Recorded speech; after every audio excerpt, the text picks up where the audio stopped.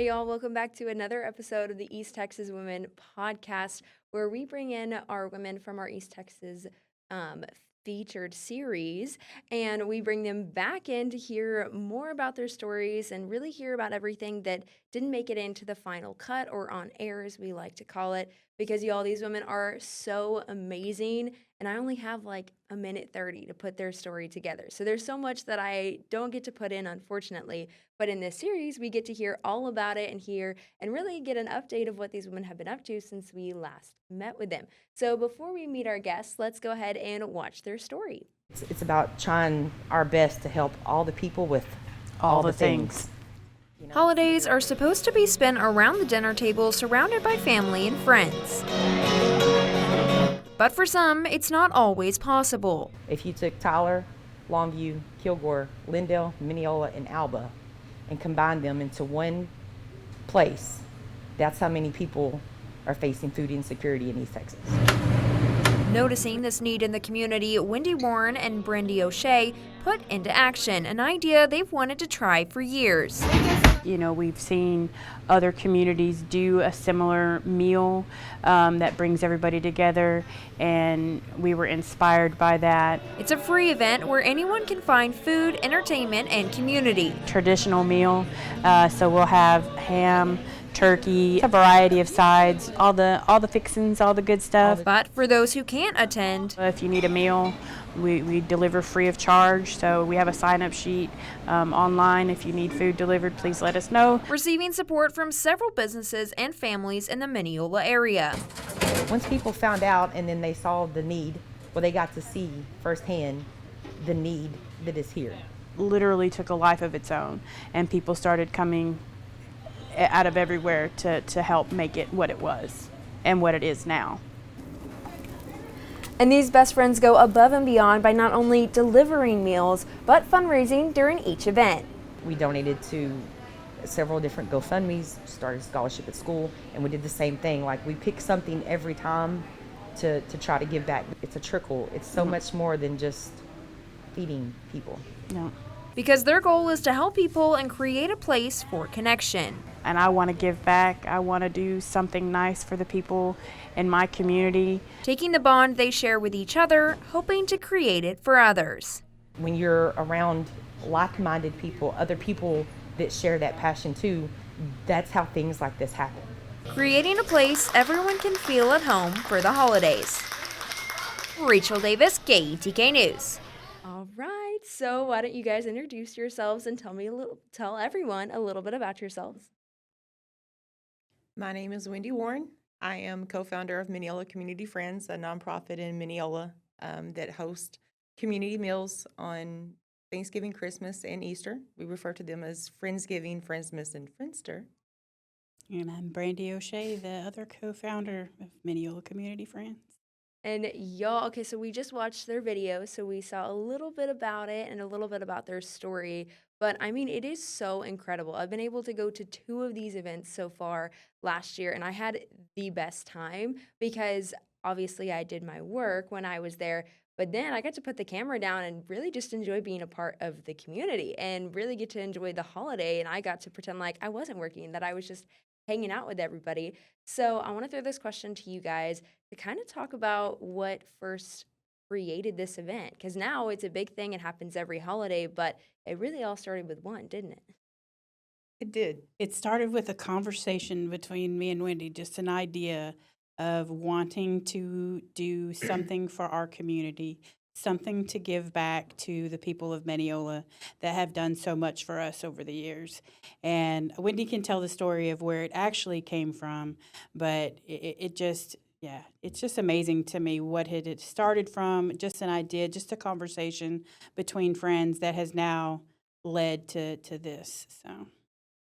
So the idea actually originated from around 2016.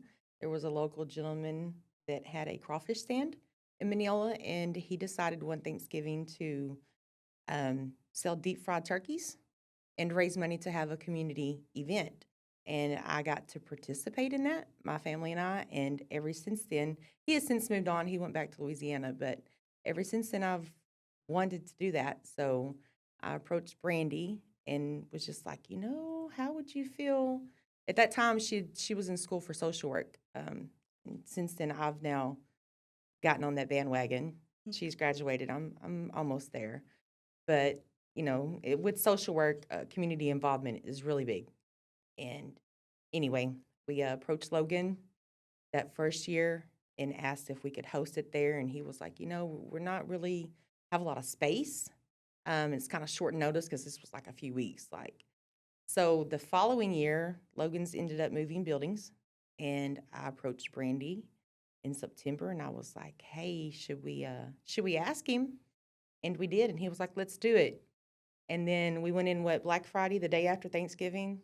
We thought we were in trouble, and but he was just like, first of all, I need y'all to clean after work the way y'all cleaned this building after the event because it was spotless. Like, good job, thank you, for taking care of my stuff. And then he was like, so how do y'all feel about running it back for Christmas? Because several people had asked him, they had asked me, they had asked Brandi if we would be willing or wanting to do something like that. So that was literally the next day after we had done the event. So the next thing we know, we were like, well, I mean, we got 4 weeks. Let's do it.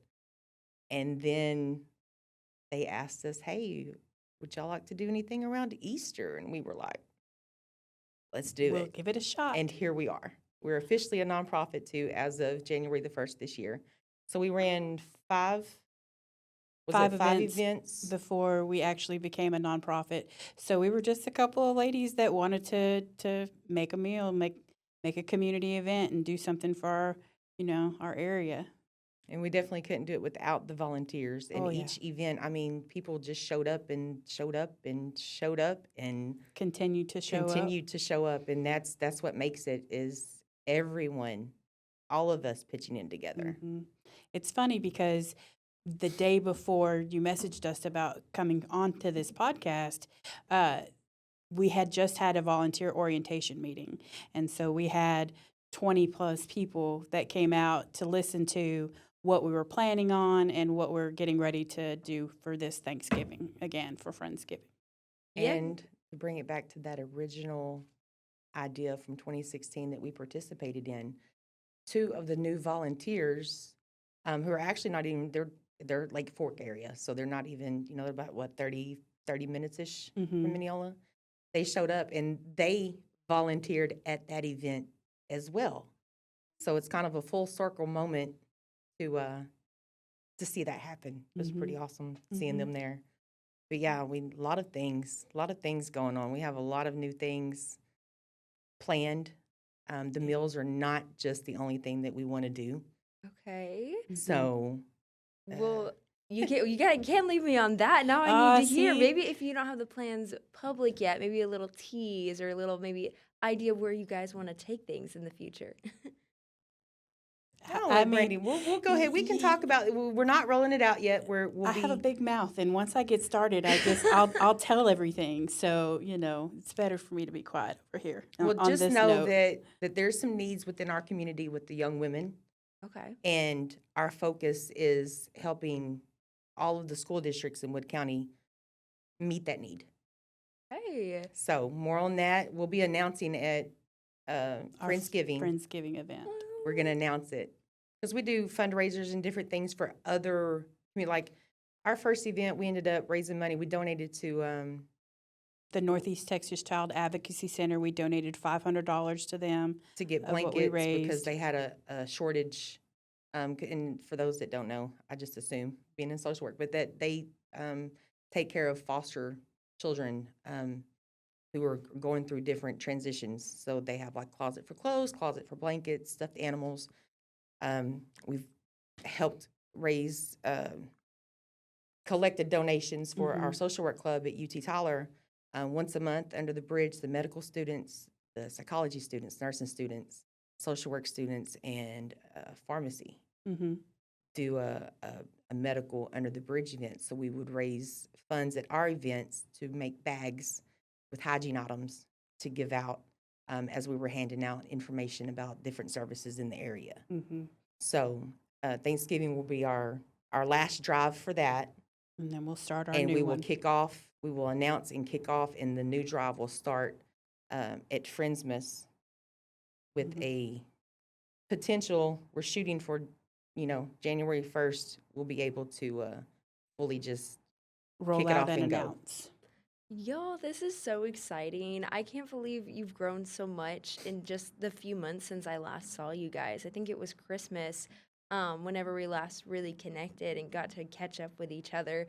So so proud of you guys because even then, I don't think you guys had become the full 503.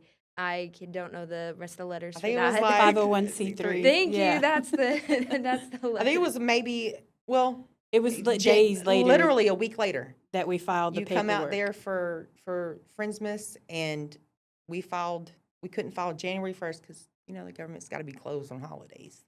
We'll give him that. Yeah. So January 2nd, that thing was there. Mhm. And It was in the works before that too, so it wasn't just we'd been thinking about it since the beginning, wanting to to do start that. to do it as a nonprofit because that legitimizes our organization and helps people to actually want to support. Mhm.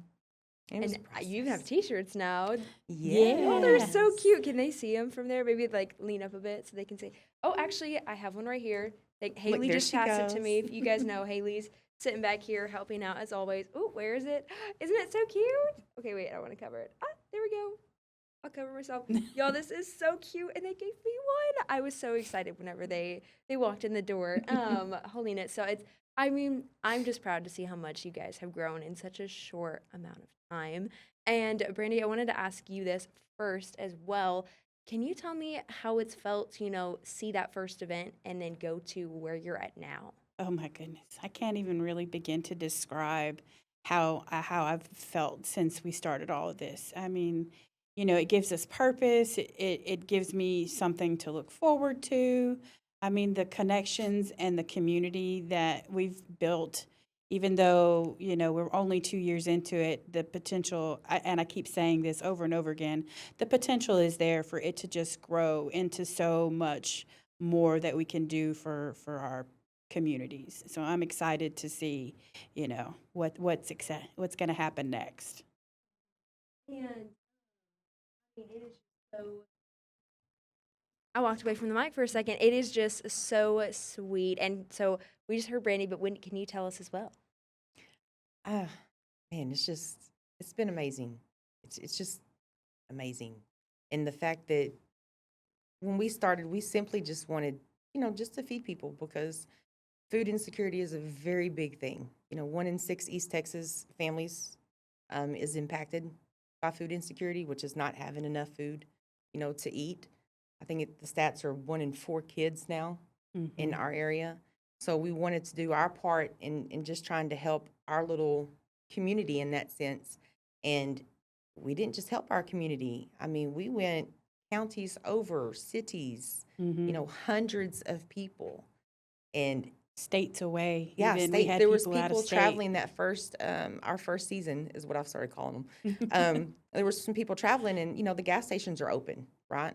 So we always make sure, like, with deliveries that we hit every gas station. Everybody gets fed, like everybody. And we had dropped some food off, and right after we did that, a couple come through traveling and they'd had some problems, ended up kind of stuck around lunchtime on Thanksgiving with nowhere to go out of state. So they were like, hey, go down the street to Logan's place, and they're having a free meal. And so in seeing, we do these little cards, kind of like survey cards. And me and Brandi sat there. We cried that first event that we did those cards because there was people that were, they lost loved ones they didn't have. They didn't have family to spend with. And, one of them was like, I haven't even felt like celebrating a holiday since I lost my mom. And you've given me that back, and that means a lot to see those people and hear those people. You know, from the interviews that people, were just so appreciative. And it was much more of an impact than we ever thought we could have. And again, it's because of the people that pour into us. Logan opening up his building to house, hundreds of people, and the people that get in the kitchen. And I'm that's not my specialty. So that first Turkey Day, I was in there trying to debone some stuff. And if it hadn't been for people in the community coming in and being like, "Oh, girl, let me show you how to do that. Let me, I can do it in my sleep now." But just people coming up, just bringing food. Some people just brought food, said, "Hey, we're on our way to our own event, and but we wanted to drop Add this off for extra. the community." Mhm. And that's what it's all about. It's just been amazing. Third annual, third, Third. third Never did not think that treat. we were going to get here. Amazing.